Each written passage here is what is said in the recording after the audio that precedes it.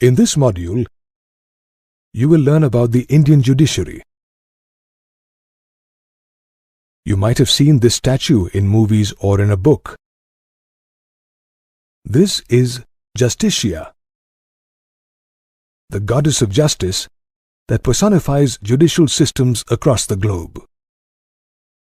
In India, the judiciary is an independent body that plays a critical role in the functioning of the country. It has the sole right to make or break decisions without the interference of the government, which includes the legislature and the executive. This separation of powers ensures impartial, equal justice to all citizens of India. It also prevents influential people like politicians and members of parliament to manipulate the judiciary. Apart from resolving all disputes between citizens and the government at various levels, the judiciary is also the final interpreter of the Constitution. It is also responsible for upholding and enforcing the fundamental rights for every citizen of the nation. If at any given time you feel your fundamental right, which includes freedom of speech or religion, to name a few, is violated, you can approach the court. The Indian judiciary is a three-tiered system with the Supreme Court at its helm, officiated by the Chief Justice, the High Court at the head of state, followed by the District and Sessions Court. The High Courts were established in the presidencies of Bombay, Calcutta, and Madras in 1862, well before the Supreme Court. The day India became a republic on 26th January 1950 was when the Supreme Court was first established. The courts are connected with each other through the appellate system that exists in India. This means that if a person feels they have not been given justice in a lower court, like the Sessions or District Court, they can approach the High Court to relook at the case.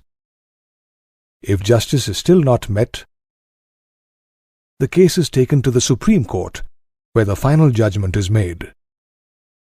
Most of the cases fall into two broad categories of the legal system: criminal and civil law.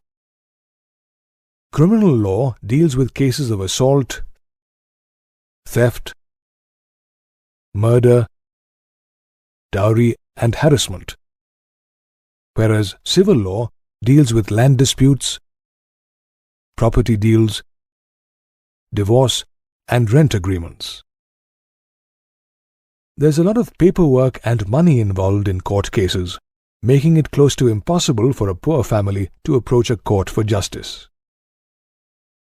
To add to this, a court hearing can spill over many years till a final judgment is made, making it impractical for a layman to approach a court. However, to combat this situation and increase the accessibility to justice, the Supreme Court introduced the Public Interest Litigation, or PIL, in the 1980s. This enabled a person who needed justice to file a PIL directly to the High Court or Supreme Court. The midday meal that children get in government schools is a result of a PIL filed. Adalats.